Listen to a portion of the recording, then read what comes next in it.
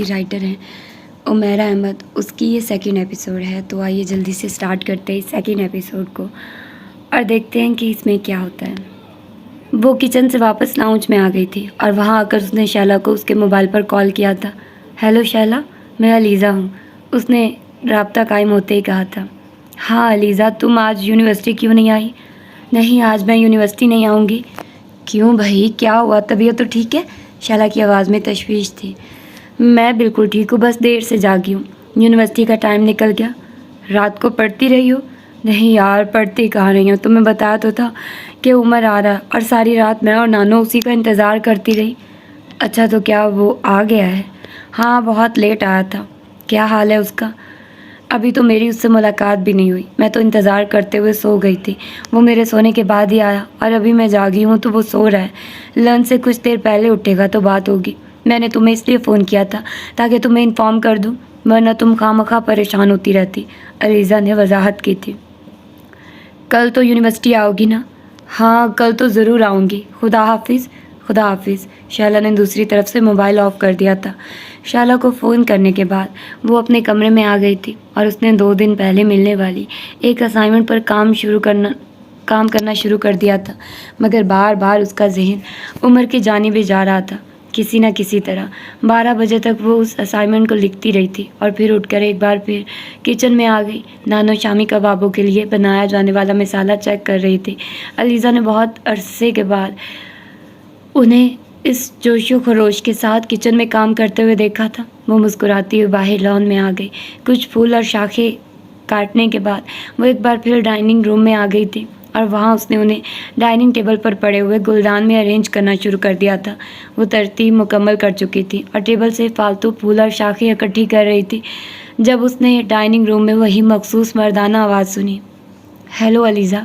وہ کچھ گڑبڑا گئی تھی۔ ڈائننگ ٹیبل کی دوسری طرف ایک کرسی کی پشت پر وہ اپنا کوٹ لٹکا رہا تھا۔ وہ دم سادے اسے دیکھتی رہی تھی۔ وہ اب ٹیبل پر اپنا موبائل اور سن گلاسز رکھ رہا تھا۔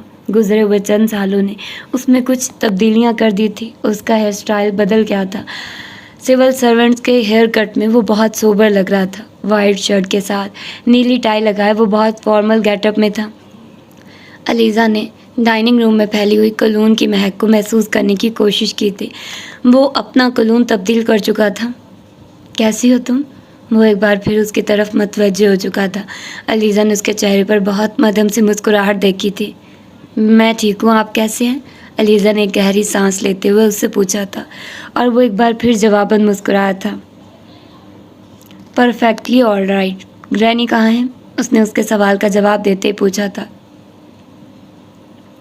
وہ کچن میں ہے، اور وہ کچھ کہے بغیر کچن کی طرف چلا گیا۔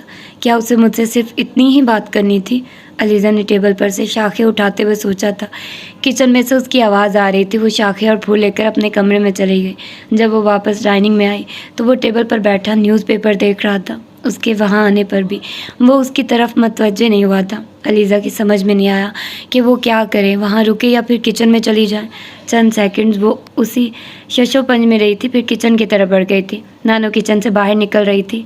میں نے مرید سے کہہ دیا، وہ کھانا لگا دے گا، تم آ جاؤ، انہوں نے اسے دیکھتے ہی کہا تھا۔ وہ ایک بار پھر ان کے ساتھ واپس ڈائننگ میں آ گئی تھی۔ اس بار عمر جہانگیر ان کی طرف متوجہ نہیں ہوا تھا۔ اس نے نیوز پیپر کو بند کر کے ایک طرف ٹیبل پر رکھ دیا تھا اور وہ نانو کے ساتھ ٹیبل پر آ کر بیٹھ گئی۔ علیزہ مجھ سے صبح پوچھ رہی تھی کہ تم کیسے لگ رہے تھے۔ بدل تو نہیں گئے، میں نے اس سے کہا کہ تم خود ہی دیکھ لینا۔ اب بتاؤ علیزہ، پہلے سے بدل گیا ہے یا ویسا ہی ہے؟ نانو نے عمر سے بات کرتے کرتے اسے مخاطب کیا تھا۔ وہ ان کے اس سوال پر کچھ شرمندہ ہو گئی تھی۔ اسے توقع نہیں تھی کہ نانو عمر کے سامنے یہ بات کہہ دیں گی۔ عمر اب اس کی طرف متوجہ تھا۔ کیوں علیزہ، کیا میں کچھ بدلا ہوں؟ اب وہ اس سے پوچھ رہا تھا۔ پتہ نہیں، میں نے اندازہ نہیں کر سکی، اس نے کچھ شرمندہ ہوتے ہوئے کہا تھا۔ تمہارا ماسٹرز کیسا جا رہا ہے؟ اس بار اس نے ایک اور سوال کیا تھا۔ ٹھیک جا رہا ہے۔ کون سا سبجیکٹ ہے تمہارے پاس؟ سوشیولوجی۔ مگر پہلے تو تم اکنامکس میں انٹرسٹڈ تھی، یہ ایک دم سوشیولوجی کیسے؟ وہ بہت سنجیدگی سے پوچھ رہا تھا۔ میں ایک NGO کے ساتھ کام کرنا چاہتی ہوں اور سوشیولوجی پڑھنے سے مجھے بہت سی بنیادی باتوں کا پتہ چل جائے گا اور مجھے اپنے کام میں زیادہ پرابلمز نہیں ہوگی، اس نے دھیمی آواز میں وضاحت کی۔ ڈائننگ ٹیبل پر اب کھانا لگایا جا رہا تھا۔ ओह, यानी miss Aliza Sikandar social work में इंटरेस्टेड है, एनजीओ के काम साथ करना चाहती हैं। बेगमात वाले काम, न्यूज़पेपर में तस्वीरें लगवाने के लिए, सोशल वर्क, मुख्तलिफ मकासद के लिए टिकट खरीदे बगैर ही, चैरिटी वॉक्स में शिरकत, गरीब लड़कियों के जहेज़ के लिए हज़ारों रुपया रोज़ खर्च करने वालों से 10-10 रुपए के टिकट के ज़रिए फ़ंड इकट्ठा करना, लेकिन मुख्तलिफ डोनर एजेंसी से मिलने वाले फ़ंड से प्लॉट्स खरीद लेना, मुख्तलिफ मकासद के लिए फ़ंड इकट्ठे करने के लिए अली हैदर और हदीका कियानी के साथ कंसर्ट्स अरेंज करना और वहाँ अपनी पूरी फैमिली के साथ टिकट के बगैर मौजूद होना। तो आप भी कुछ इस किस्म के सोशल वर्क में इन्वॉल्व होना चाह रही हैं? वो अब एक ग्लास में पानी डाल रहा था। अलीज़ा कुछ बोल नहीं सकी। उसे उमर जहांगीर से ऐसे तबसरे की तवक्को नहीं थी। उमर ऐसी बातें तो नहीं करता था और मुझसे तो कभी भी नहीं। वो एक शौक़ के आलम में सोच रही थी। वो अब पानी पी रहा था। नानू शायद अलीज़ा के तासुरात से बहुत कुछ समझ गई थी, इसलिए उन्होंने बात का मौजू बदल दिया था। अलीज़ा, तो इस किस्म के काम नहीं कर सकती, तो तुम बताओ, मुझे फ़ॉरेन सर्विस छोड़ने की क्या सूझी है? उमर ने पानी पीकर ग्लास टेबल पर रख दिया था। एक बार फिर वो अलीज़ा की तरफ मतवज्जे था।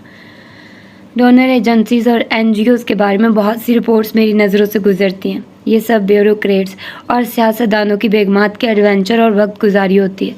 अलीज़ा, तुम तो किसी ब्यूरोक्रेट या सियासतदान की बीवी बनने नहीं जा रही, फिर तुम ऐसी एक्टिविटीज़ में क्यों इंटरेस्टेड हो रही हो? इस बार उसका लहजा नरम मगर अल्फाज वैसे ही तीखे थे। वो पलकें झपकाए बगैर उसका चेहरा देखती रही थी। उमर अब नानो के साथ बात कर रहा था। मैं इस्लामाबाद जा रहा हूँ, वहाँ से शायद कल वापसी हो। नानो कदरे हैरान हुई थी। क्यों? अब इस्लामाबाद जाने का इरादा कैसे बन गया? अभी तो सुबह तुम आए हो, आते ही इस्लामाबाद में कौन सी मसरूफियत याद आ गई है? इस्लामाबाद तो अभी काफ़ी चक्कर लगाने पड़ेंगे। फॉरेन ऑफिस में कुछ काम निपटाने हैं, फिर इंटीरियर मिनिस्ट्री का भी एक चक्कर लगाना है। उसने प्लेट अपने आगे करते हुए कहा था। मैंने तुमसे पूछा था कि फ़ॉरेन सर्विस क्यों छोड़ दी तुमने? नानो को अचानक याद आ गया। बस मेरा दिल नहीं लगा उसमें, उसने सलाद प्लेट में डालते हुए कहा था। 3-4 साल बाद तुम्हें पता चला कि तुम्हारा दिल उसमें नहीं लग रहा। अगर दिल नहीं लग रहा था तो तुम्हें पहले ही फ़ॉरेन सर्विस में नहीं जाना चाहिए था, नानो ने उससे कहा था। फ़ॉरेन सर्विस को फ़ॉरेन ऑफिस में कुत्ती सर्विस कहते हैं। अलीज़ा उसके जुमले पर हक्का बक्का रह गई थी। उसने उमर के मुंह से पहली बार इस तरह का कोई लफ्ज़ सुना था। ये वो सर्विस है कि जिसमें काम ना करके गालियाँ पड़ती हैं और काम करके ज़्यादा गालियाँ। बकवास मत करो, तुम्हारा बाप भी तो इसी सर्विस में। उसने तो कभी इस तरह की बात भी नहीं की, नानो ने उसे झिड़कते हुए कहा। पापा की क्या बात है, वो जॉब थोड़ा ही करते हैं, वो तो ऐश करते हैं। मैं तो जॉब करने वालों की बात कर रहा हूँ। उसके लहजे में तंज था। नानो ने उसे गौर से देखा था। वो खाना खाने में मसरूफ़ था।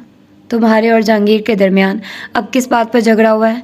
उन्होंने कदरे हल्की आवाज़ में पूछा था। उमर खाना खाने में मशगूल रहा था। मैंने तुमसे कुछ पूछा है उमर, नानो ने उसे एक बार फिर मुखातिब किया था। ग्रैनी, ये बिरयानी किसने बनाई है? क्यों, अच्छी नहीं है क्या? अच्छी है इसीलिए तो पूछ रहा हूँ। मैंने बनाई है। पहले 3 सालों में मैंने ऐसी बिरयानी नहीं खाई। पिछले 3 सालों में, उसने मुस्कुराते हुए तारीफ़ की।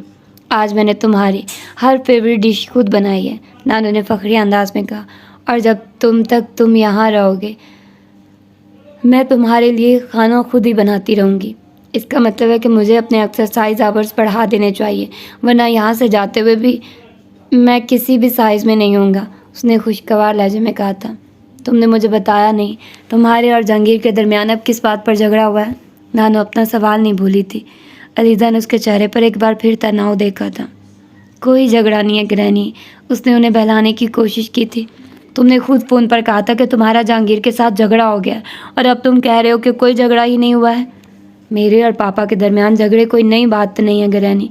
जो चीज़ हमेशा से होती चली आ रही हो, उसके बारे में क्या बताऊँ? वो बहुत सीरियस नज़र आ रहा था। मैं जानती हूँ कि तुम दोनों के दरमियान झगड़े कोई नई बात नहीं है, मगर फिर भी मैं जानना चाहती हूँ कि इस बार क्या हुआ है। यही तो मैं भी पूछ रहा हूँ कि आप जानकर क्या करेंगी? जाहिर है तुम दोनों के दरमियान पैचअप करवाने की कोशिश करूँगी। कम ऑन ग्रैनी, आप क्या पैचअप करवाने की कोशिश करेंगी? और अब आपको इस मामले में इन्वॉल्व होने की ज़रूरत ही क्या है? उसने एक हल्का सा कहका लगाया था। क्यों इन्वॉल्व होने की ज़रूरत नहीं है? आखिर तुम दोनों के साथ प्रॉब्लम क्या है? हम दोनों के साथ प्रॉब्लम यह है कि हमें एक दूसरे के साथ गलत रिश्ते में बांध दिया गया है।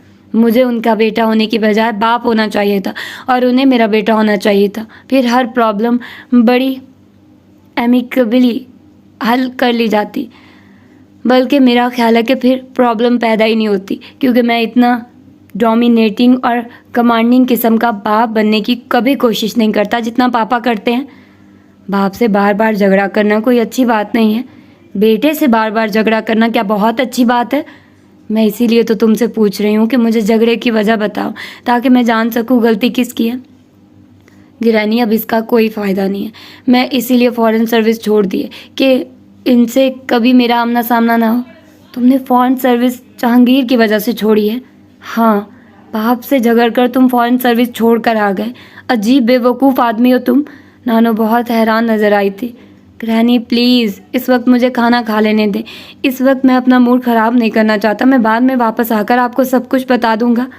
علیزہ نے عمر کو بڑے خشک لہجے میں کہتے سنا تھا. نانو اس کی بات پر بالکل خاموش ہو گئی تھی. وہ اپنی پلیٹ صاف کرنے کے بعد اب سویٹ ڈش اٹھا رہا تھا. اتنی جلدی سویٹ ڈش؟ تم نے تو بریانی اور کبابوں کے علاوہ اور کسی چیز کو چکھا ہی نہیں. بس گرینی، باقی چیزوں کو واپس آ کر چکھ لوں گا. فی الحال تو میں اتنا ہی کھا سکتا تھا. وہ اب سویٹ ڈش نکال رہا تھا. نانو کے اصرار کے باوجود بھی اس نے کوئی دوسری چیز نہیں لی تھی. ڈرائیور کو کہہ دیں کہ مجھے ایئرپورٹ چھوڑا ہے. اور گرینی، آپ نے کیا انیکسی صاف کروا دی ہے؟ میرا سامان کل پرسوں تک آ جائے گا؟ اس نے نیپکن سے منہ پوچھتے ہوئے کہا تھا. ہاں، نیکسی بالکل صاف ہے. تم اس کی فکر مت کرو. کل کس وقت آؤ گے؟ رات تک آؤں گا، 8-9 بجے. وہ ٹیبل سے کھڑا ہو گیا تھا. نانو نے ملازم کو آواز دے کر گاڑی نکلوانے کے لیے کہا تھا. ملازم نے چند لمحوں میں آ کر گاڑی تیار ہونے کی اطلاع دی تھی. عمر نے اپنا کوٹ پہن لیا تھا اور فرش پر پڑا ہوا بریف کیس ملازم کو تھما دیا تھا. اچھا گرینی، خدا حافظ. وہ علیزہ کو بالکل نظر انداز کرتے ہوئے باہر نکل گیا تھا. نانو بھی اس کے پیچھے ہی پورچ چلی گئی تھی. وہ بجھے ہوئے دل کے ساتھ ڈائننگ ٹیبل سے اٹھ گئی تھی. عمر کا رویہ اس کے لیے شاکنگ تھا. اس نے کبھی بھی اسے اس طرح نظر انداز نہیں کیا تھا جس طرح آج کیا تھا. اس کے پہلے والے کہہ کے اور مسکراہٹیں تقریباً ختم ہو چکی تھیں. اب وہ بہت رسماً اور ضرورتاً مسکراتا رہا تھا.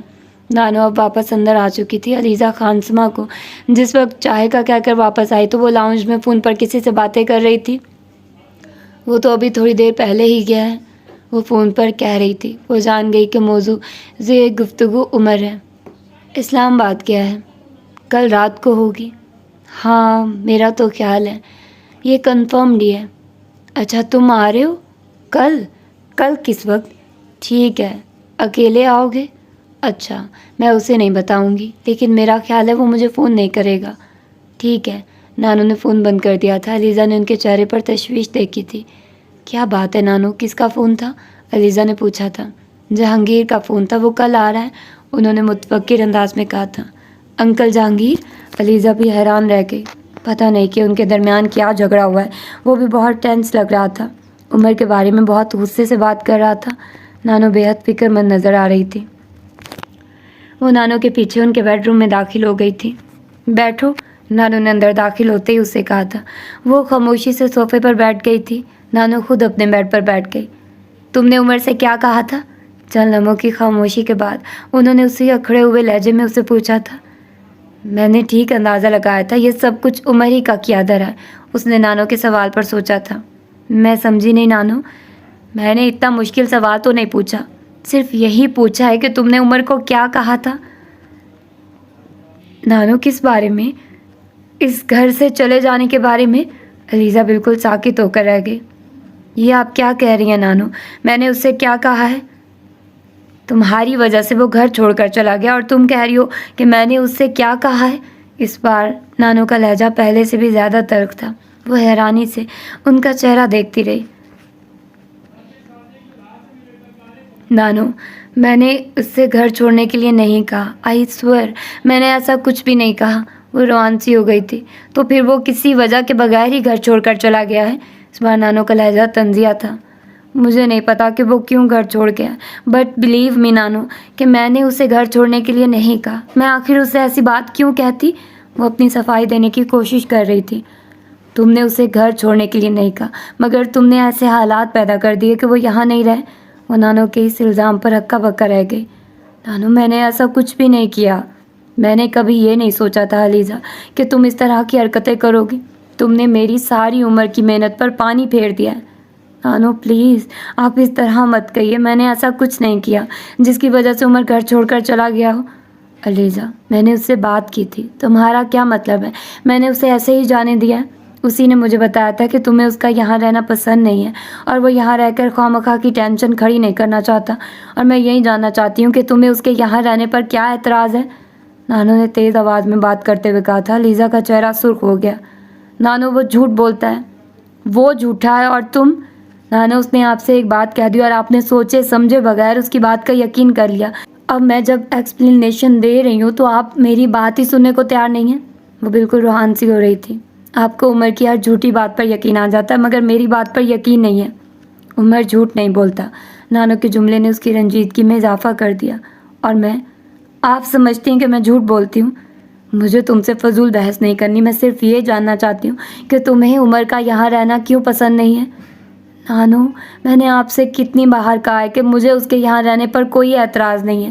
اس سے ضرور کوئی غلط فہمی ہوئی ہے. یہاں تو بہت سے لوگ آتے اور رہتے ہیں. کیا میں نے پہلے کبھی کسی کے رہنے پر اعتراض کیا ہے؟ پھر اب عمر کے رہنے پر کیوں کروں گی؟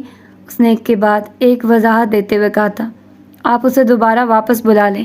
نانو کچھ دیر اسے دیکھتی رہی تھی. وہ اب یہاں واپس نہیں آئے گا. یہ بات صاف صاف کہہ کر گیا ہے. کم از کم رہنے کے لیے تو دوبارہ واپس نہیں آئے گا. آپ بتائیے نانو اس میں میرا کیا قصور ہے؟ وہ اپنی مرضی سے یہاں آیا, اپنی مرضی سے واپس یہاں سے چلا گیا. اس میں میرا کوئی ہاتھ نہیں ہے.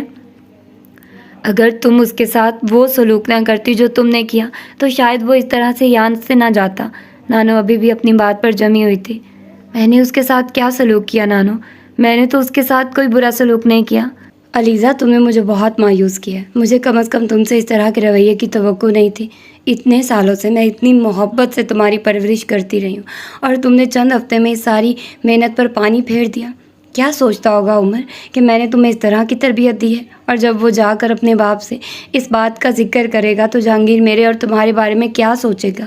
یہ گھر صرف تمہارا نہیں ان سب کا بھی ہے. یہ اور بات ہے کہ وہ لوگ یہاں بہت کم آ کر رہتے ہیں مگر نہ رہنے سے اس گھر پر ان کا حق تو ختم نہیں ہو جاتا. عمر ہو یا تمہارا کوئی اور کزن, تمہیں کوئی اختیار حاصل نہیں کہ تم ان کے یہاں رہنے پر کوئی اعتراض کرو یا اپنی ناپسندیدگی کا اظہار اپنے رویے سے کرو. وہ چپ چاپ نانو کی باتیں سنتی رہی تھی. نانو بہت دفعہ اسے ڈانٹ دیا کرتی تھی مگر آج ان کا رویہ بہت زیادہ سخت تھا. جس طرح آج وہ اس سے بات کر رہی تھی اس طرح سے انہوں نے پہلے کبھی نہیں کی تھی. عمر کے ساتھ تو خیر جو کچھ تم نے کیا سو کیا مگر آئندہ یہ حرکت پھر کبھی مت کرنا. تم اب بچی نہیں ہو جس ساری باتیں سمجھانا پڑے. بڑی ہو چکی ہو, ہر چیز سمجھ سکتی ہو. بہتر ہے کہ اپنے رویے کو ٹھیک کرو. اب جاؤ یہاں سے, مجھے کچھ کام ہے. انہوں نے ایک لمبے چوڑے آواز کے بعد بات ختم کر دی. وہ شوق کی حالت میں ان کے بیڈ روم سے نکل کر آئی تھی. سارا قصور صرف میرا اور کسی کا نہیں, عمر کا بھی نہیں. اس کے یہاں سے چلے جانے کی وجہ میری ہر خوبی خامی میں تبدیل ہو گئی ہے. نانو کو میں بدتمیز لگنے لگی ہوں. عمر کی نانو کو پرواہ ہے, میری نہیں. وہ اپنے بیڈ روم کی طرف جاتے ہوئے کچھ اور ہی دل گرفتہ ہو گئی تھی. میری کسی کو ضرورت ہی نہیں ہے. ممی کو نہیں, پاپا کو نہیں, نانو کو بھی نہیں. ضرورت تو عمر جیسے بندے کی ہوتی ہے جس کی دنیا میں کوئی ویلیو ہو. اس کی رنجیدگی میں مسلسل اضافہ ہوتا جا رہا تھا. کس قدر فراڈ انسان ہے. مجھ سے اور طرح کی باتیں کرتا تھا اور میرے جاتے یہاں چکر چلانے شروع کر دیے. مجھے اپنا دوست کہہ کر اس نے میرے ساتھ ایسے کیا. اور عمر جہانگیر کے لیے اس کی ناپسندیدگی میں کچھ اور ہی اضافہ ہو گیا تھا. دوپہر کو مرید کے بلانے پر بھی وہ لنچ کے لیے نہیں آئی. اس کا خیال تھا کہ نانو اسے آ کر خود ہی لنچ کے لیے کہیں گی لیکن ایسا نہیں ہوا. نانو نے اسے دوبارہ لنچ کے لیے نہیں کہا اور وہ بھی اپنے کمرے سے نہیں نکلی. شام کو سو کر اٹھنے کے بعد وہ نہانے کے لیے باتھ روم میں چلی گئی. اس وقت اسے واقعی بھوک لگ رہی تھی. نہانے کے بعد نیم دلی سے وہ اپنے کمرے سے نکل آئی تھی. لاؤنج میں داخل ہوتے ہی کانوں میں پڑنے والی آواز سے اس کا خون کھولنے لگا تھا. وہ عمر کی آواز تھی. اگر وہ لاؤنج میں داخل نہ ہوئی ہوتی اور نانو اور عمر نے اسے نہ دیکھا ہوتا تو وہ وہیں سے واپس اپنے کمرے میں چلی جاتی. اس وقت وہ کسی صورت بھی عمر کی شکل دیکھنا نہیں چاہتی تھی مگر لاؤنج میں داخل ہوتے ہی عمر کی نظر اس پر پڑ گئی تھی. نہ صرف اس نے علیزہ کو دیکھ لیا تھا بلکہ فوراً اسے مخاطب بھی کیا تھا. ہیلو علیزہ, اتنی جلدی واپسی؟ اس نے کچھ حیرانی سے علیزہ سے پوچھا تھا. علیزہ نے ایک نظر صوفے سے पर बैठे हुए उमर पर डाली और फिर नानों की सारी नसीहतों को बलाए ताक रखते हुए कोई जवाब दिए बगैर किचन में चली गई। अपने पीछे से एक बार फिर उमर को अपना नाम पुकारते हुए सुना, मगर इस वक्त वो दुनिया का आखिरी शख्स था जिससे वो बात न करना चाहती थी। अगर ये यहाँ से चला गया है तो अब यहाँ क्या लेने आया है, उसने किचन में दाखिल होते हुए तल्खी से सोचा था। और उसे इस बात से क्या कि मैं इतनी जल्दी वापस क्यों आई हूँ। इस वक्त उसका गुस्सा आसमान से बातें कर रहा था। मुरीद बाबा मुझे कुछ खाने के लिए दे दें, उसने किचन में दाखिल होते ही खानसमा से कहा था। अलीज़ा बीबी आप कुछ देर इंतज़ार कर लें, मैं अभी खाना लगाने ही वाला हूँ, फिर आप सबके साथ ही खाना खा लीजिएगा, खानसमा ने उससे कहा था। नहीं, मुझे अभी कुछ खाना है और उन सब के साथ बैठकर कुछ नहीं खाना, उसने ज़िद की थी। खानसमा ने कुछ हैरानगी से उसे देखा। अलीज़ा ने कभी ज़िद ना की थी और फिर इस तरह की ज़िद। उसने कुछ कहने की बजाय खाने की कुछ चीज़ें किचन की टेबल पर रखनी शुरू कर दी। उस वक्त अलीज़ा ने लाउंज में से नाना की आवाज़ सुनी थी। वो उसका नाम पुकार रहे थे। वो बेख्तियार किचन से बाहर निकल आए। अलीज़ा तुम रात को भी मुझसे मिली ही नहीं, आते ही सो गई, उन्होंने उसे देखते ही शिकवा किया था। कराची से इतनी जल्दी क्यों वापस आ गई, उन्होंने उसे अपने साथ लगाते हुए कहा। बस मेरा दिल नहीं लगा वहाँ, हालांकि पापा तो बहुत कह रहे थे और नाराज़ भी हो गए थे मेरे इस तरह से जल्दी चले आने पर, मगर मैं आप लोगों को मिस कर रही थी। उसने एक बार फिर झूठ बोलना शुरू कर दिया था। बहुत अच्छा किया इतनी जल्दी वापस आकर, नाना ने उसका कंधा थपथपाते हुए कहा था और कुछ मुतमईन हो गई थी। कम अज़ कम नाना तो उससे नाराज़ नहीं थी। उसने सोचा उमर नानों के साथ सोफे पर बैठा बड़ी खामोशी से उसकी नाना के साथ होने वाली गुफ्तगू सुन रहा था। इस बार उसने अलीज़ा को मुखातिब करने की कोशिश नहीं की थी। मुरी से कहो खाना लगा दे, नाना ने नानू से कहा था। ग्रैंडपा मैं तो खाना नहीं खाऊंगा, उमर उठ खड़ा हुआ था। क्यों, अब तुम्हें क्या हुआ है? कुछ भी नहीं, बस मुझे अभी थोड़ी देर में वॉक पर जाना है और अब मैंने खाना वॉक से वापसी पर खाना शुरू कर दिया है। ये एक इंतहाई अहमकाना हरकत है, वॉक से वापसी पर खाना, नाना ने उसे झिड़कते हुए कहा। मैं तो अपनी कुछ चीज़ें लेने आया था, ये तो बस ग्रैनी ने पकड़ कर बिठा लिया, उसने मुस्कुराते हुए कहा था। जो चीज़ें तुम्हें लेनी है ज़रूर लो, लेकिन खाना खाए बगैर तुम यहाँ से नहीं जा सकते, समझे तुम, नाना ने उसे डांटते हुए कहा था। उसने कुछ और कहने की कोशिश की थी लेकिन उन्होंने उसकी बात नहीं सुनी थी। अलीज़ा को एक बार फिर अपना आप बैकग्राउंड में जाता हुआ महसूस हुआ था। यूँ लग रहा था वहाँ सिर्फ उमर और नाना नानू ही थे, कोई चौथा शख्स नहीं। किसी चौथे शख्स की ज़रूरत ही नहीं थी। नाना की पूरी तवज्जो अब उमर पर मरकूज़ थी।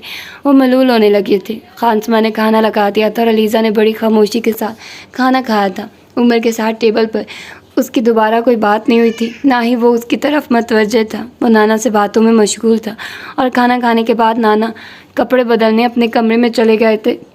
नानू कॉफ़ी बनाने के लिए किचन में गई थी और उनके जाने के बाद उमर भी अपने कमरे में चला गया था। अलीज़ा डाइनिंग टेबल पर बिल्कुल अकेली बैठी रह गई थी, बड़ी बेदिली के साथ। वो अपनी प्लेट में मौजूद खाना खाती रही, फिर एकदम प्लेट छोड़कर उठ खड़ी हुई थी। उमर के कमरे के दरवाजे पर दस्तक देने से पहले वो हिचकिचाई थी, फिर उसने दरवाजे पर दस्तक दी। यस कम इन, अंदर से उमर की आवाज़ उभरी थी। वो आहिस्ता से दरवाज़ा खोलकर अंदर दाखिल हो गई। उमर कारपेट पर एक बैग खोले कुछ चीज़ें उसमें रखने में मसरूफ़ था। अलीज़ा को देखकर कुछ हैरान हुआ था, मगर फिर उसके चेहरे पर एक मुस्कुराहट नमूदार हुई थी। आओ अलीज़ा, वो बदस्तूर अपने काम में मसरूफ़ था। बैठ जाओ, एक बार फिर अलीज़ा को देखते हुए कहा था। मैं बैठने के लिए नहीं आई, उसने खफकी से कहा था। वो चौंक कर उसकी तरफ मतवज्जे हुआ था और फिर हौले से हंस दिया। अच्छा, वो एक बार फिर अपने काम में मसरूफ़ हो गया था। आपने नानों से मेरे बारे में क्या कहा है? उसने सर उठाकर उसकी तरफ देखा। कुछ भी नहीं, आप झूठ बोल रहे हैं। आपने नानों से कहा कि मैंने आपको इस घर से जाने के लिए कहा है। कम ऑन अलीज़ा, मैंने ऐसा कुछ नहीं कहा। इस बार उसने एक बार फिर बड़े पुरसुकून और ठहरे हुए लहजे में कहा। आपने नानों से कहा कि मैं यहाँ आपका रहना पसंद नहीं करती। हाँ, ये मैंने कहा था। उसका लहजा अब भी पुरसुकून था। आपने ये क्यों कहा था? वो तेज़ आवाज़ में बोली थी। क्या मैंने गलत कहा है? उसने बहुत सीधा सवाल किया गया था। वो चल में उसका चेहरा देखती रही। वो उसके जवाब का इंतज़ार किए बगैर एक बार फिर अपने काम में मसरूफ़ हो गया। आपने नानों को मेरे खिलाफ़ कर दिया है। वो किताबों के शेल्फ की तरफ जाते जाते मुड़ा था। मैंने ऐसा कुछ नहीं किया। आपने किया है। मैंने जो कुछ भी किया है वो तुम्हारी खुशी और कन्वीनियंस के लिए किया है और इसमें ग्रैनी को तुम्हारे खिलाफ़ करने की अहमकाना हरकत शामिल नहीं है। वो किताबें शेल्फ पर से उठा रहा था। आपकी वजह से नानो मुझसे ठीक से बात भी नहीं कर रही। इस बार वो रूहान सी हो गई थी। उसने मुड़कर अलीज़ा को देखा था और फिर बड़ी नरमी से कहा था। वो अगर ऐसा कर रही हैं तो गलत कर रही हैं। मैं उनसे बात करूँगा। آپ کو اب ان سے کوئی بات کرنے کی ضرورت نہیں ہے. میں آپ کو بہت اچھی طرح سے سمجھ گئی ہوں. یو آر اے کروک. اس بار اس کے ریمارکس پر پہلی بار عمر کے ماتھے پر کچھ بل آئے تھے، مگر اس نے کچھ کہا نہیں تھا، صرف خاموشی سے اسے دیکھتا رہا. آپ صرف نانو کو یہ بتائیے کہ میں نے آپ سے یہاں رہنے کے بارے میں کچھ بھی نہیں کہا، نہ ہی میں نے آپ کے یہاں رہنے پر کوئی اعتراض کیا ہے. وہ اب بھی خاموش تھا. آپ نانو کو جا کر کہیے کہ میں نے آپ کے یہاں رہنے پر کوئی ناپسندیدگی کا اظہار نہیں کیا، حالانکہ تم میرے یہاں رہنے کو ناپسند کرتی ہو. میں نے آپ سے ایسا کب کہا؟ تم نے کہا نہیں، مگر پھر بھی تم میرا یہاں رہنا پسند نہیں کرتی. آپ غلط کہہ رہے ہیں علیزہ، میں کوئی بچہ نہیں ہوں اور صحیح غلط تم سے بہت اچھے طریقے سے سمجھ سکتا ہوں. تمہیں یاد ہے اس دن جب میں تمہیں پرفیوم دکھا رہا تھا اور میں نے اپنا فیوریٹ پرفیوم تمہیں دکھایا تو تم نے اسے گرا دیا؟ علیزہ کا رنگ اڑ گیا تھا. میں نے جان بوجھ کر پرفیوم نہیں گرایا تھا، میرے ہاتھ. علیزہ میں بے وقوف نہیں ہوں، نہ ہی مجھے بے وقوف سمجھو. وہ بات کرتے ہوئے بے حد پرسکون تھا. اسی طرح اس دن پلانٹس کی کٹنگ کرتے ہوئے میں نے تم سے کہا یہ میرا فیوریٹ پلانٹ ہے اور تم نے اس کی سب سے خوبصورت شاخ کاٹ دی. اس بار وہ کچھ بول نہ سکی. عمر واقعی بے وقوف نہیں تھا. میں نے بہت پہلے تمہیں بتا دیا تھا کہ میں یہاں تمہاری جگہ لینے نہیں آیا ہوں، تھوڑے عرصے کے لیے آیا ہوں، پھر واپس چلا جاؤں گا. مگر اس کے باوجود مجھے محسوس ہوا کہ تم میری طرف سے اپنا دل صاف نہیں کر پائی. شاید تمہارے دل میں میری طرف سے کچھ خدشات تھے اور میں کوشش کے باوجود انہیں ختم نہیں کر پایا. اس لیے میں نے بہتر یہی سمجھا کہ یہ جگہ چھوڑ دوں. بس اتنی سی بات تھی اور میں نے گرانی سے بھی ان سب باتوں کے بارے میں کچھ بھی نہیں بتایا. انہوں نے جب میرے باہر جانے کے فیصلے کے بارے میں بہت اصرار کیا تو میں نے ان سے صرف اتنا کہا کہ تم میرے یہاں رہنے کو پسند نہیں کرتی. اس سے زیادہ میں نے ان سے کچھ نہیں کہا. وہ بہت سنجیدگی سے اسے بتاتا جا رہا تھا. وہ ایک بار پھر اپنے کام میں مصروف ہو گیا تھا. وہ سرخ چہرے کے ساتھ اسے دیکھتی رہی. وہ اب اس کی طرف متوجہ نہیں تھا. پلیز آپ واپس آ جائیے. عمر نے گہری سانس لے کر اسے دیکھا تھا. آئی ایم سوری علیزہ، میں یہاں سے ناراض ہو کر نہیں گیا، اپنی خوشی سے گیا ہوں اور اکثر آتا جاتا رہوں گا. اس نے نرمے سے کہا. پلیز آپ واپس آ جائیے. جب تک آپ واپس نہیں آئیں گے نانو کا موڈ ٹھیک نہیں ہوگا. آپ سمجھتے نہیں ہیں وہ. عمر نے اسے کچھ الجھی ہوئی نظروں سے دیکھا. وہ بے حد پریشان نظر آ رہی تھی. میں دوبارہ کوئی ایسی حرکت نہیں کروں گی جس سے آپ کو شکایت ہو. وہ اس سے نظریں نہیں ملا رہی تھی. علیزہ میں واپس نہیں آ سکتا. اس نے مایوسی سے عمر کو دیکھا تھا. جہاں تک گرانی کی بات ہے تو وہ تم سے بہت محبت کرتی ہیں، وہ تم سے ناراض نہیں ہو سکتی. ہاں وہ تو مجھ سے بہت محبت کرتی ہیں، مگر پھر بھی یہ گھر میرا نہیں ہے. میرا تو اب کوئی گھر ہے ہی نہیں. عمر نے اسے اپنے دونوں ہاتھ آنکھوں پر رکھتے ہوئے دیکھا تھا اور وہ جان گیا تھا وہ کیا چھپانے کی کوشش کر رہی تھی. چند لمحوں تک وہ اسے حیران پریشان آنکھوں پر ہاتھ رکھ کے سسکیاں بھرتے دیکھتا رہا. پھر وہ اس کے قریب آ گیا. علیزہ کیا ہوا؟ رونے والی کیا بات ہے؟ اس نے بچوں کی طرح اسے چمکارتے ہوئے اس کے چہرے سے ہاتھ ہٹانے کی کوشش کی تھی، مگر چپ ہونے کی بجائے وہ یکدم پھوٹ پھوٹ کر رونے لگی تھی. وہ ساکت کھڑا اسے دیکھتا رہا تھا. پھر اس نے کندھوں سے پکڑ کر اسے بیڈ پر بٹھا دیا تھا. ٹھیک ہے میں واپس آ جاتا ہوں، لیکن تم یہ رونا بند کر دو. علیزہ نے اسے کہتے سنا تھا، مگر وہ خود سمجھ نہیں پا رہی تھی کہ وہ اپنے آنسوں پر قابو کیوں نہیں پا رہی. اسے نہیں پتا وہ کتنی دیر روتی رہی تھی. اس نے دوبارہ عمر کی آواز نہیں سنی تھی. کافی دیر کے بعد جب اس کی آنسو تھمے تو اس نے آہستہ سے چہرہ اوپر اٹھایا. اس کے بالکل سامنے ہی عمر ایک کرسی پر بیٹھا ہوا تھا. وہ اندازہ کر سکتی تھی کہ اس وقت اس کا چہرہ کیا منظر پیش کر رہا ہوگا. سوجی ہوئی آنکھیں، گیلا چہرہ، سرخ ناک اور اس میں سے بہتا ہوا پانی. اس سے زیادہ بری وہ دے اور کسی حالت میں بھی نہیں لگ سکتی تھی. اس نے سر نیچے جھکا کر ٹی شرٹ کے آستینوں سے چہرہ صاف کرنے کی کوشش کی. پھر نامحسوس انداز میں ٹی شرٹ کے کونے سے ناک سے بہتا ہوا پانی صاف کرنا چاہتا. وہ اسی وقت ٹیشو کا ڈبہ اس کے سامنے آ گیا. کچھ جھجک کے بعد اس نے 2 ٹیشو نکال لیے تھے. پانی چاہیے؟ بہت نرم آواز سے اسے پوچھا گیا اور اس کا سر اس بات میں ہل گیا. جب تک اس نے ٹیشو سے اپنے چہرے کو خشک کیا وہ ایک گلاس میں پانی لے کر آ گیا. اس نے پانی پینے کے بعد اسی خاموشی سے گلاس واپس اسے تھما دیا تھا. رونا کس بات پر آیا تھا؟ وہ اب اس کے پاس بیٹھ کر اسے پوچھ رہا تھا. علیزہ کو اب شرمندگی محسوس ہونے لگی تھی. اسے رونا نہیں چاہیے تھا، کم از کم عمر کے سامنے تو بالکل بھی نہیں. کراچی میں کوئی بات ہوئی ہے کیا؟ علیزہ نے خوف کے عالم میں سر اٹھا کر اسے دیکھا. وہ بلا کا قیافہ شناس تھا. وہ بڑے غور سے اس کا چہرہ دیکھ رہا تھا.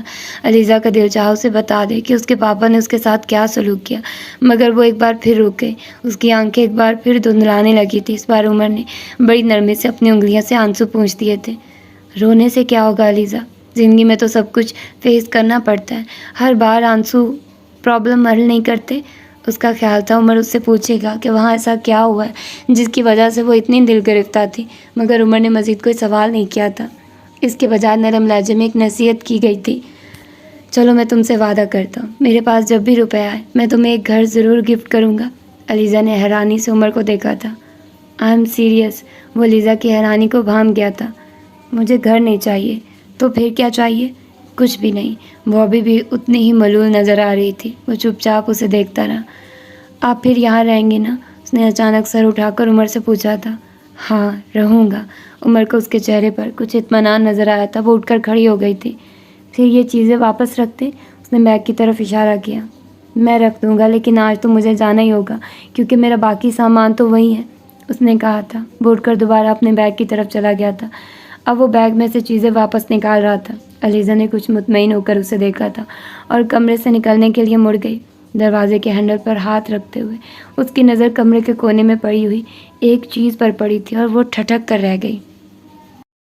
عمر کے بارے میں کیا بات کر رہے تھے؟ وہ بھی کچھ فکر مند ہو گئی تھی۔ نانو اب بہت الجھی ہوئی لگ رہی تھی۔ پتہ نہیں اب کیا پرابلم ہے، نانو بڑبڑائی تھی۔ انکل جہانگیر کل پاکستان آئیں گے؟ اس نے اس بار سوال بدل دیا تھا۔ نہیں، پاکستان تو وہ 2 دن پہلے ہی آ چکا ہے۔ انہوں نے آپ کو پہلے انفارم کیوں نہیں کیا؟ پتہ نہیں، ملنے بھی نہیں آئے۔ اب میں کیا کر سکتی ہوں، اس کی مرضی ہے۔ پہلے تو سیدھا یہیں آیا کرتے تھے۔ پہلے تو بات ہی اور تھی، پہلے تو تمہارے نانا کی وجہ سے وہ سیدھا یہیں آیا کرتا تھا۔ اب جب سے ان کی ڈیتھ ہوئی ہے جہانگیر بہت لاپرواہ ہو گیا ہے۔ انکل لاہور ہی میں ہیں؟ پتہ نہیں، یہ تو میں نے نہیں پوچھا۔ ہو سکتا ہے لاہور میں ہی ہو، یہ بھی ممکن ہے کہ ابھی کراچی میں ہو۔ کل کس وقت آ رہے ہیں؟ کہہ رہا تھا کہ شام کو آئے گا۔ آپ نے ان سے پوچھا کہ یہاں کتنے دن رہیں گے؟ تم بے وقوف ہو علیزہ، پہلے میں یہ کیسے پوچھ سکتی تھی؟ وہ سوچتا ماں کو پہلے ہی اس کی واپسی کی فکر پڑ گئی ہے۔ علیزہ کا چہرہ خفت سے تھوڑا سرخ ہو گیا تھا۔ نہیں، میرا یہ مطلب نہیں تھا، میں تو اس لیے پوچھنا چاہ رہی تھی تاکہ ان کا کمرہ اسی طرح سیٹ کر سکوں۔ رہیں گے تو یہی نا؟ ہاں، کہہ تو یہی رہا ہے کہ یہی رہے گا۔ مجھ سے کہہ رہا تھا کہ عمر کو اس کی آمد کے بارے میں کچھ نہ بتاؤ۔ میں نے کہا کہ عمر تو یہاں ہے ہی نہیں۔ کہنے لگا کہ پھر بھی اسے میرے آنے کی اطلاع نہیں ہونی چاہیے۔ انکل جہانگیر نے ایسا کیوں کہا؟ علیزہ کچھ حیران ہوئی تھی۔ آخر عمر سے وہ اپنی آمد کیوں چھپانا چاہ رہے ہیں؟ یہ تو میری بھی سمجھ میں نہیں آیا۔ پتہ نہیں انکل جہانگیر اور عمر کا اتنا جھگڑا کیوں ہوتا رہتا ہے۔ دونوں غصہ بھر ہیں، دونوں ہی اپنے من مانے والے ہیں۔ پھر جھگڑا نہیں ہوگا تو اور کیا ہوگا؟ بہرحال تم جہانگیر کے لیے بھی کمرہ تیار کروا دو۔ نانو انکل اکیلے آ رہے ہیں؟ ہاں، اکیلا ہی آ رہا ہے۔ نانو اٹھ کر کچن کی طرف چلی گئی تھی۔ علیزہ کچھ دیر خاموشی سے وہاں بیٹھی کچھ سوچتی رہی، پھر اٹھ کر عمر کے کمرے کی طرف آ گئی تھی۔ کمرے میں عمر کے کلہون کی مہک ابھی تک موجود تھی۔ وہ کچھ سوچتے ہوئے اسٹڈی ٹیبل کی طرف گئی تھی۔ وہاں عمر کا وہ اسکیچ موجود نہیں تھا جو اس نے کل وہاں رکھا تھا۔ اس کا مطلب یہ تھا کہ عمر وہ اسکیچ دیکھ چکا تھا۔ اسے نامعلوم سی خوشی ہوئی تھی۔ وہ واپس مڑنے کو تھی جب اس کی نظر اسٹڈی ٹیبل کے پاس پڑی۔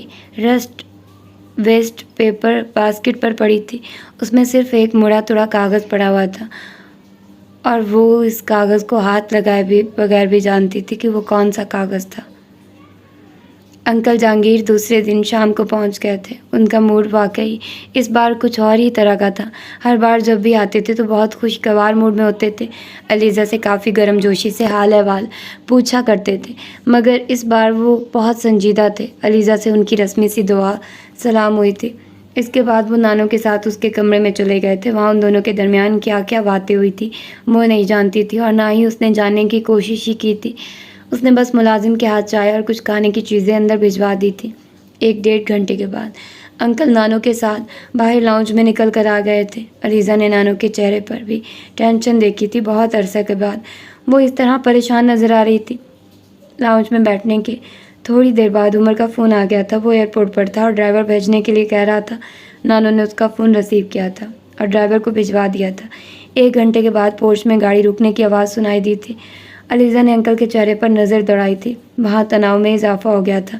پچھلے 1 گھنٹہ سے وہ نانو اور انکل جہانگیر کی باتیں سن رہی تھی اور وہ دونوں لاؤنج میں بیٹھے فیملی ممبرز کے بارے میں معمول کی گفتگو میں مصروف تھے، مگر ان کی گفتگو میں گرم جوشی یا خوشی نہیں تھی۔ یوں لگ رہا تھا جیسے وہ صرف وقت گزارنے کے لیے باتیں کر رہے تھے۔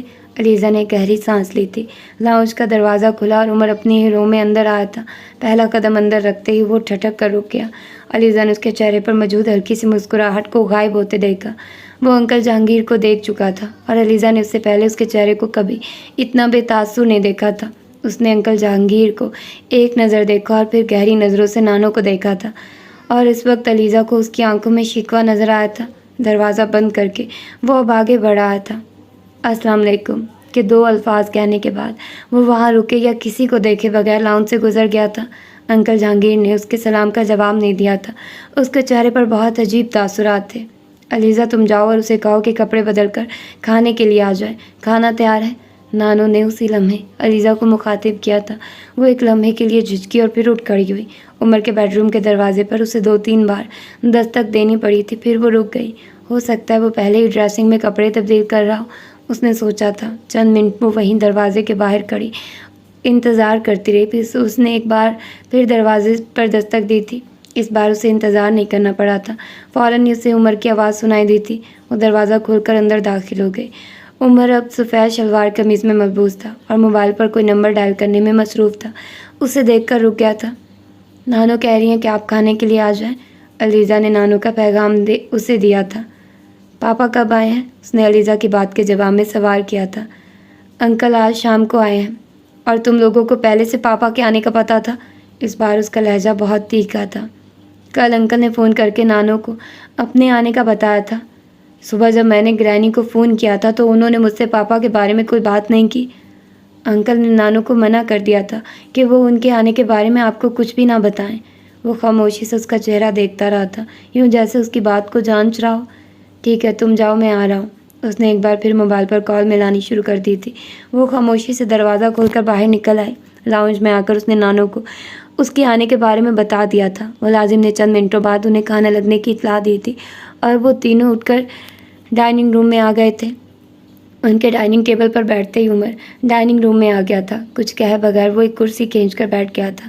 ملازم نے سوپ سرو کرنا شروع کر دیا تھا۔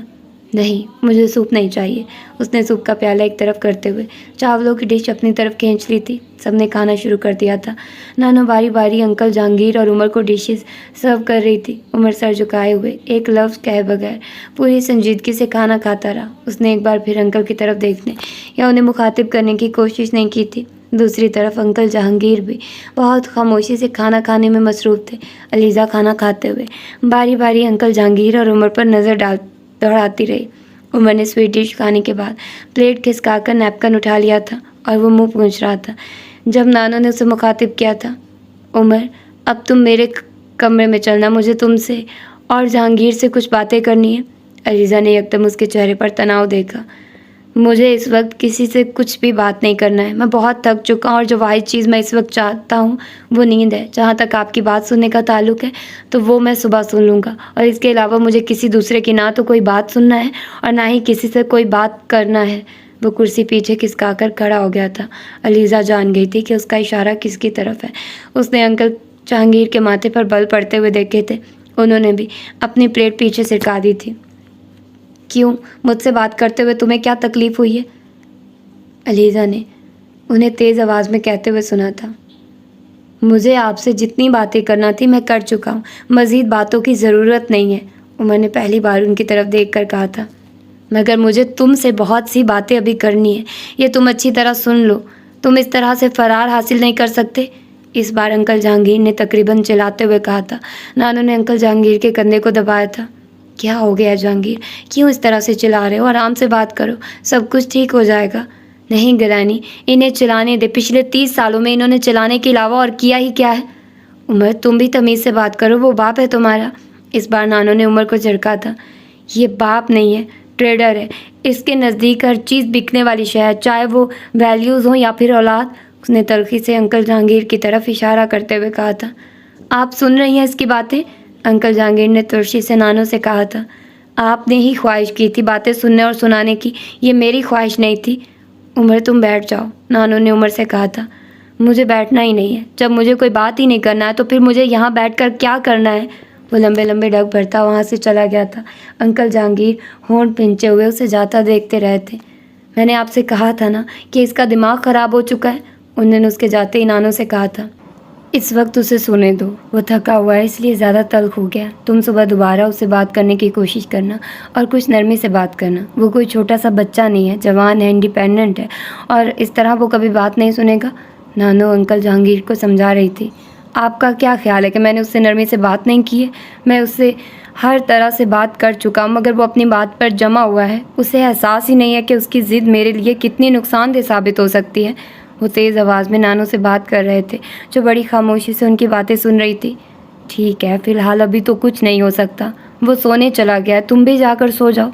सुबह देखूंगी कि मैं तुम्हारे लिए क्या कर सकती हूँ, नानू ने अंकल जहांगीर को दिलासा देते हुए कहा।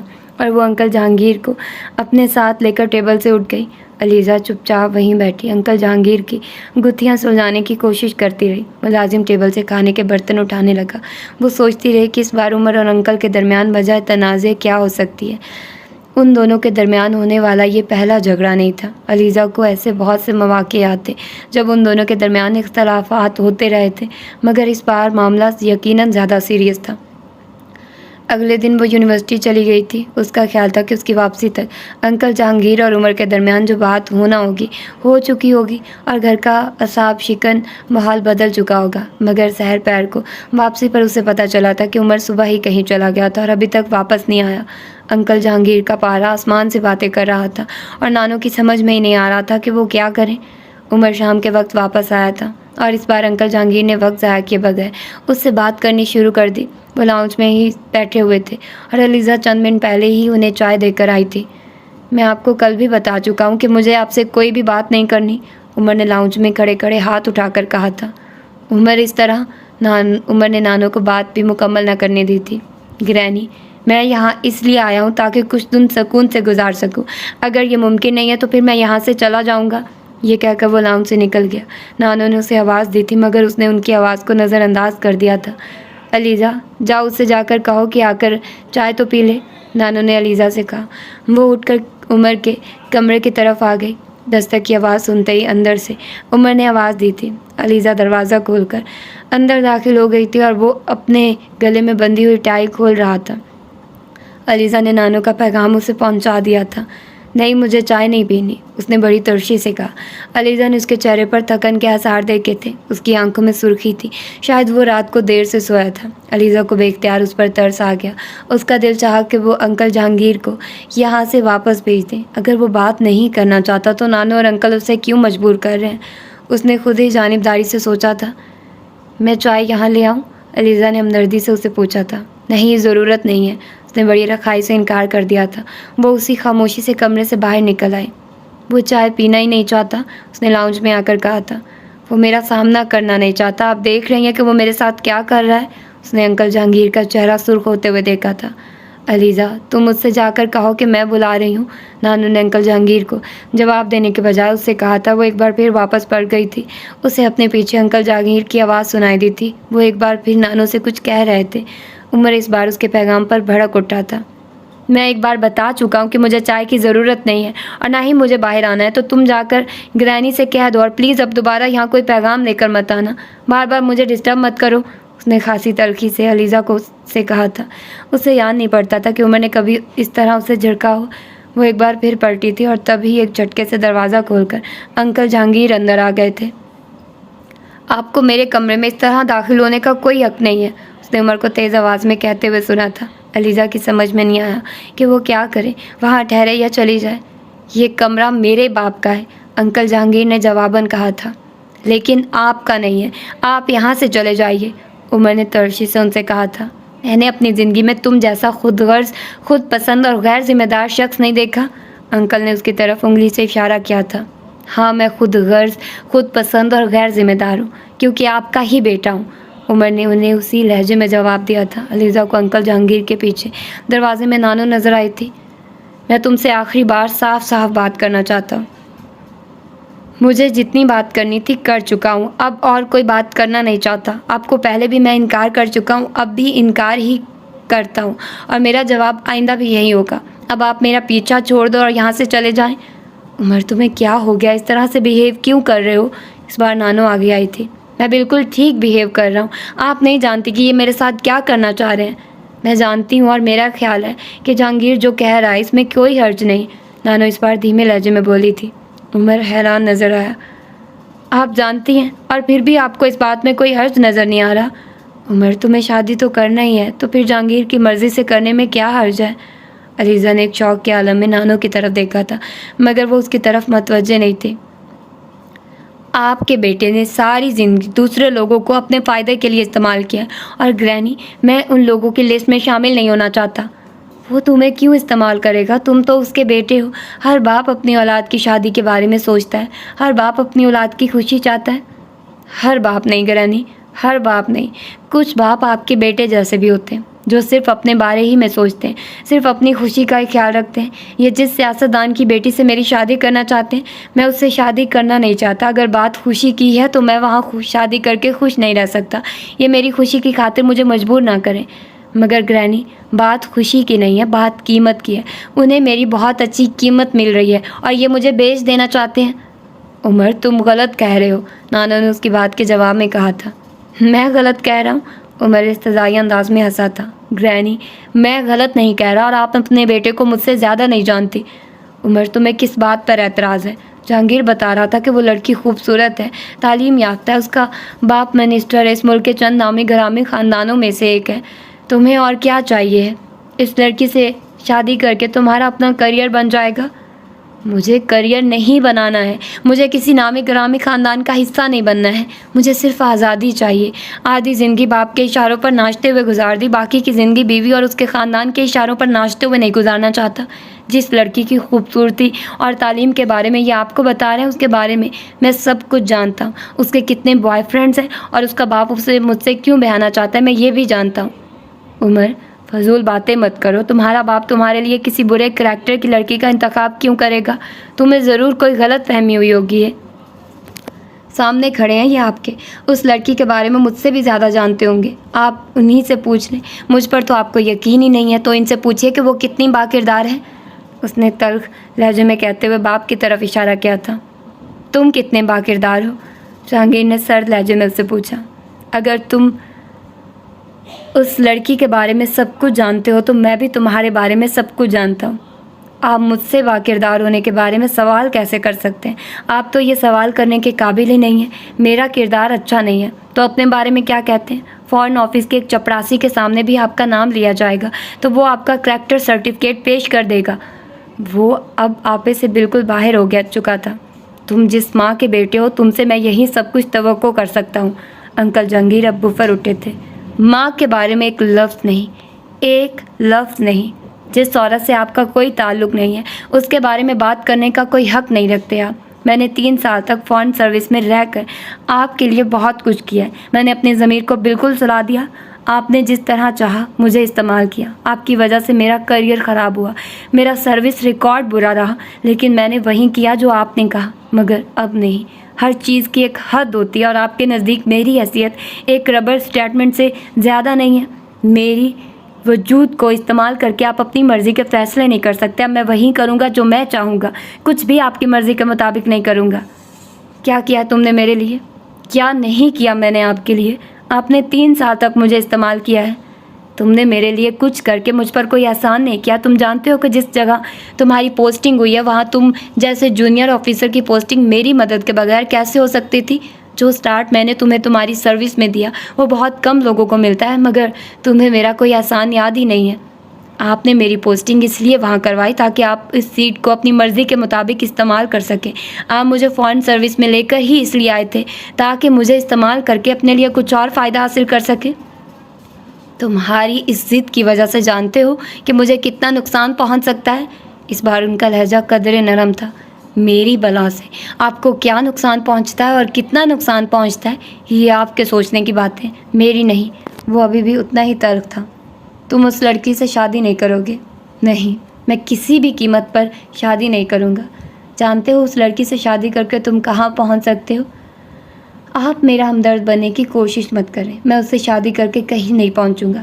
ہاں، آپ کے سارے پرابلمز حل ہو جائیں گے۔ سروس میں آپ کو 2 سال کی ٹینشن مل جائے گی، آپ کے خلاف چلنے والی انکوائریز کی رپورٹس غائب ہو جائیں گی، ایمبیسی کے فنڈز میں کیا جانے والا بلنڈر گول ہو جائے گا، اور مستقبل کے جو پرمٹ اور کوٹے آپ کو چاہیے وہ بھی آپ کو مل جائیں گے، مگر مجھے اب آپ کے بلینک چیک نہیں بننا۔ تم اس سب کے لیے بہت پچھتاؤ گے، میں پہلے ہی بہت پچھتا چکا ہوں اور اب اور نہیں پچھتاؤں گا۔ میں تمہیں آسمان پر لے جانا چاہتا ہوں اور تم ایک گٹر کے کیڑے بن کر زندگی گزارنا چاہتے ہو۔ ہاں، آپ مجھے آسمان پر لے جانا چاہتے ہیں، لیکن میرے گلے میں پھندا ڈال کر مجھے اوپر اٹھانا چاہتے ہیں۔ میں جانتا ہوں میرے خلاف یہ سب کچھ تمہارے دماغ میں ڈالنے والا کون ہے۔ میں اس عورت کو دیکھ لوں گا، جہانگیر نے زہریلے لہجے میں کہا تھا۔ وہ عورت میری ماں ہے اور میں اس سے پچھلے 6 سال سے نہیں ملا، اور آپ کو جاننے کے لیے مجھے کسی سے کچھ سننے کی ضرورت نہیں ہے۔ اس کے بغیر ہی میں آپ کو بہت اچھی طرح سمجھ چکا ہوں۔ تمہیں یہ جو بولنا آ گیا ہے تو صرف میری وجہ ہے۔ میرے نام، میری مدد کے بغیر تم سے کوئی ہاتھ ملانا بھی پسند نہ کرے گا۔ آپ کا نام میرے لیے کسی فخر کا باعث نہیں ہے۔ آپ اپنی ریپوٹیشن بہت اچھی طرح جانتے ہیں، اور اسی ریپوٹیشن والے شخص کا حوالہ دینا بہت بڑی حماقت ہے، اور میں ایسی حماقت نہیں کرتا۔ عمر کو جہانگیر جیسے لڑکے کے بغیر بھی بہت سے لوگ جانتے ہیں، اور وہ اس کے بغیر بھی زندہ رہ سکتا ہے۔ اگر میرے نام کے ساتھ آپ کا نام ہے تو یہ میری مجبوری ہے، میری ضرورت نہیں۔ مجھے فورن سروس میں لا کر آپ نے میری جو فیور کی میں وہ لوٹا چکا ہوں۔ اب نہ تو آپ ہی میرے لیے کچھ کریں، نہ میں آپ کے لیے کروں گا۔ تم میرے کسی احسان کو لوٹا نہیں سکتے۔ میں نے تمہارے لیے جو کچھ کیا ہے وہ بہت کم لوگ اپنی اولاد کے لیے کرتے ہیں، اور جو کچھ تم بدلے میں میرے ساتھ کر رہے ہو وہ بھی کوئی اولاد بہت کم کرتی ہے۔ آپ نے میرے لیے ایسا کچھ بھی نہیں کیا جو دنیا سے انوکھا ہو۔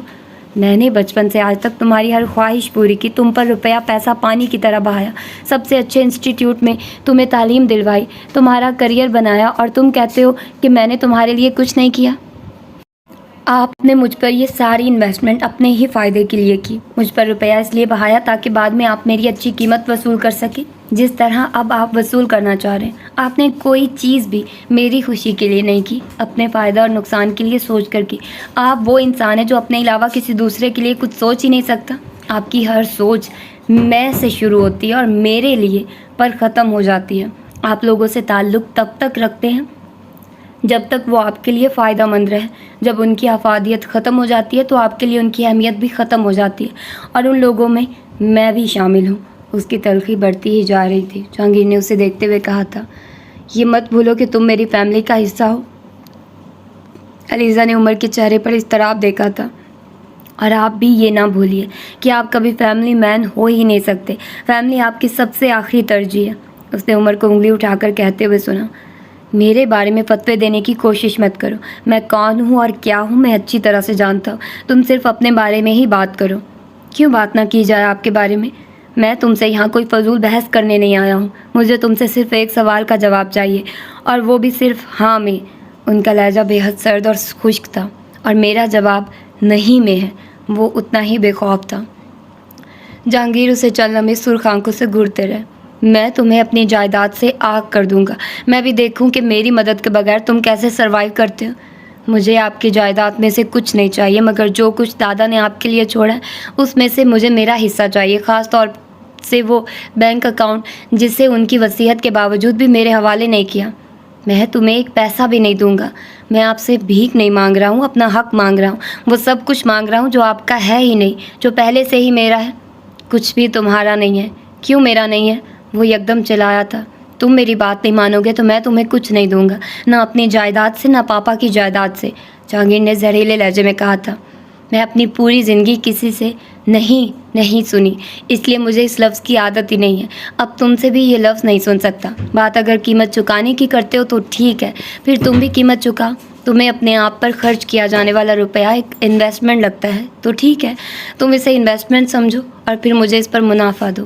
اس شادی کی صورت میں وہ پھنکارے تھے، اور میں بھی یہ نہیں کروں گا، کبھی بھی نہیں کروں گا۔ آپ نے مجھ پر جو خرچ کیا اپنی مرضی سے کیا، میں نے آپ سے کچھ بھی خرچ کرنے کے لیے نہیں کہا، اور جو آپ نے کیا وہ ہر باپ کرتا ہے۔ آپ نے ایسا خاص کیا کیا جس کی قیمت میں آپ کو چکاؤں؟ تم تو مجھے اپنا باپ مانتے ہی نہیں، پھر کس حوالے سے ان ساری لگژریز کو اپنا حق سمجھتے ہو؟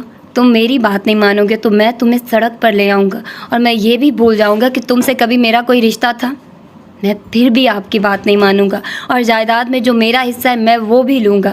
جو راستے آپ استعمال کریں گے وہ راستے میرے لیے بھی انجان نہیں ہیں۔ اگر تم یہ شادی نہیں کرتے تو وہ سارا روپیہ لوٹاؤ جو میں نے تم پر خرچ کیا ہے۔ پاپا کی جائیداد سے ملنے والا حصہ بھی انہی اخراجات میں آ جاتا ہے جو میں نے تم پر کیے تھے، اور اس کے علاوہ جو جتنی رقم تمہیں پے کرنی ہے وہ میرا وکیل بہت جلد بتا دے گا۔ اگر تم اپنے حصے کے لیے کورٹ میں جانا چاہتے ہو تو شوق سے جاؤ، میں بھی تو دیکھوں کہ تم کتنے پانی میں ہو۔ جہاں تک تمہارے کریئر کی بات ہے تو فورن سروس میں تم نے چھوڑ ہی دی ہے، اور تم سوچ رہے ہو کہ تم نے مجھ سے پیچھا چھڑا لیا، تم پولیس جوائن کر رہے ہو۔ اس کے بعد میں تمہیں بتاؤں گا کہ مجھ سے پیچھا چھڑانا آسان نہیں ہے۔ میری پہنچ جہاں تک ہے تم اس کا تصور بھی نہیں کر سکتے۔ جس شخص کی بیٹی سے تم شادی کرنے پر انکار کر رہے ہو وہ شخص میرے پیچھے ہٹ جانے پر تمہیں زندہ گاڑ دے گا۔ کریئر کی تو بات ہی نہ کرو۔ اس انکار کے بعد کم از کم اس ملک میں تمہارے لیے کوئی کریئر ہے، نہ ہی کوئی فیوچر۔ باہر تم رہنا نہیں چاہتے، اندر میں تمہیں رہنے نہیں دوں گا۔ جاب کے چند ہزار روپے میں تم گزارا نہیں کر سکتے۔ میری طرف سے اب دوبارہ تمہیں کسی قسم کی کوئی مدد نہیں ملے گی۔ تم اپنے جاب کے ذریعے پیسہ بنانے کی کوشش کرنا، اور یہ ہم ہونے ہی نہیں دیں گے۔ اور پھر 1 سال کے اندر اندر تم میرے پاس معافی مانگنے آؤ گے، تب تم میری ہر بات ماننے کے لیے تیار ہوگے، لیکن اس وقت میں تم پر تھوکوں گا بھی نہیں، اس کے بجائے تمہیں ٹھوکر ماروں گا۔ یہ ہے تمہارا برائٹ فیوچر جسے حاصل کرنے کے لیے تم فورن سروس چھوڑ کر یہاں آ گئے ہو۔ انکل جہانگیر کے لہجے میں بے حد زہر تھا۔ علیزہ ساکت کھڑی یہ سب کچھ دیکھ رہی تھی۔ نانو اس وقت بالکل ہی خاموش تھی، اور عمر کے چہرے پر تو اس وقت وحشت کے علاوہ اور کچھ دیکھ نہیں رہی تھی۔ وہ خاموشی سے گہرے سانس لے رہا تھا، مگر اس کی سرخ آنکھیں اور بھنجے ہوئے ہونٹ اسے پرسکون ظاہر نہیں کر رہے تھے۔ آپ اندازہ نہیں کر سکتے کہ اس بار آپ سے پیچھا چھڑانے کے لیے میں کس حد تک جا سکتا ہوں۔ وہ گھر آیا۔ میں تمہارے لیے کوئی جائے فرار ہی نہیں چھوڑوں گا، جہانگیر نے اتنے ہی سرد لہجے میں کہا تھا۔ آپ ہر راستہ بند نہیں کر سکتے، کوئی نہ کوئی راستہ تو ہر انسان کے پاس ہوتا ہے، میرے پاس بھی ہے۔ علیزہ نے اسے الٹے قدموں سے پیچھے جاتے اور کہتے ہوئے سنا تھا۔ اس نے انکل جہانگیر کے چہرے پر ایک زہریلی مسکراہٹ دیکھی تھی، اور پھر اس نے عمر جہانگیر کو بجلی کسی تیزی سے سائڈ ٹیبل کے دراز کھولتے اور ریوالور نکالتے دیکھا تھا۔ اگلے ہی لمحے اس نے اپنے وجود کو برف سے سرد ہوتے پایا تھا۔ عمر! اس کے حلق سے بے اختیار چیخ نکلی تھی۔ وہ اب بھی اس کی طرف متوجہ نہیں تھا، وہ ریوالور کا سیفٹی کیچ ہٹا رہا تھا۔ کمرے کے کونے میں وہی پلانٹ پڑا ہوا تھا جس کی ایک شاخ اس نے چند دن پہلے ہی کاٹ دی تھی، مگر حیرانی اسے پلانٹ کو دیکھ کر نہیں ہوئی، بلکہ ربر پلانٹ کی اس کاٹی جانے والی شاخ کو دیکھ کر ہوئی جو اس نے جان بوجھ کر کاٹ دی تھی، اور اس وقت وہ شاخ اس گملے میں ہی لگی ہوئی تھی۔ شاخ مرجھا چکی تھی، مگر اسے گملے سے نکال کر پھینکا نہیں گیا تھا۔ علیزہ کی شرمندگی میں ایک دم ہی ڈھیروں اضافہ ہو گیا۔ چند لمحے دروازے کے ہینڈل پر ہاتھ رکھ کے وہ اس شاخ کو دیکھتی رہی، پھر اس نے عمر کی طرف دیکھا تھا۔ وہ اس کی طرف متوجہ نہیں تھا، وہ تو اپنے بیگ سے چیزیں نکال رہا تھا۔ علیزہ کا ملال کچھ اور بڑھ گیا۔ پتہ نہیں عمر کو اس پودے سے کتنی محبت تھی، مجھے ایسا نہیں کرنا چاہیے تھا، اس نے ایک بار پھر شاخ کو دیکھتے ہوئے سوچا۔ اسی لمحہ عمر اس کی طرف متوجہ ہوا، اس کی نظروں کا تعاقب کرتے ہوئے۔ اس کی نظر بھی کمرے کے کونے تک گئی، اور علیزہ کو پلانٹ پر نظر جمائے دیکھ کر وہ سب کچھ سمجھ گیا۔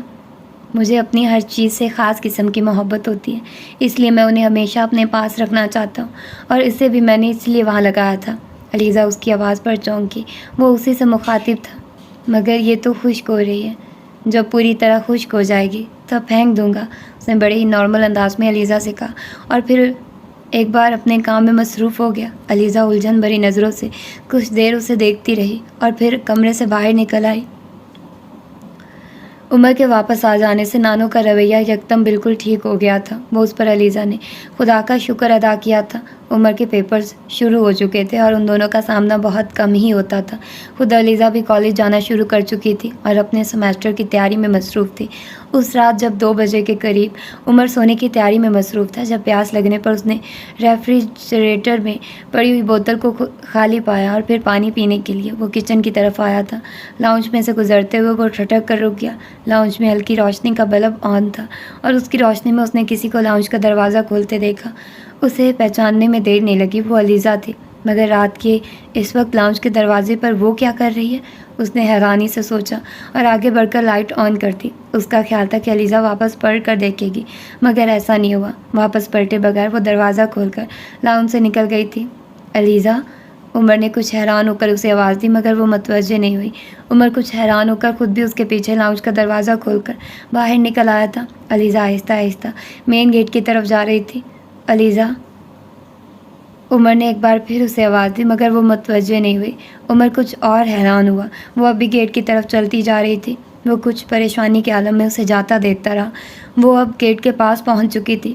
گیٹ پر موجود چوکیدار کرسی سے اٹھ کر اس کے پاس آ گیا اور اسے کچھ کہہ رہا تھا مگر وہ گیٹ کی طرف بڑھ گئی تھی اور اب گیٹ کھولنے کی کوشش کر رہی تھی۔ عمر تیز قدموں کے ساتھ گیٹ کی طرف بڑھایا۔ چوکیدار کچھ سراسمہ نظر آ رہا تھا۔ جناب، یہ علیزہ بی بی گیٹ کھولنے کے لیے کہہ رہی ہیں، چوکیدار نے عمر کے آتے ہی اسے کہا۔ عمر اسے کچھ کہے بغیر علیزہ کی طرف بڑھ گیا۔ وہ گیٹ پر لگے ہوئے تالے کے ساتھ الجھی ہوئی تھی۔ علیزہ، کیا بات ہے؟ کہاں جانا چاہتی ہو؟ اس نے علیزہ سے پوچھا۔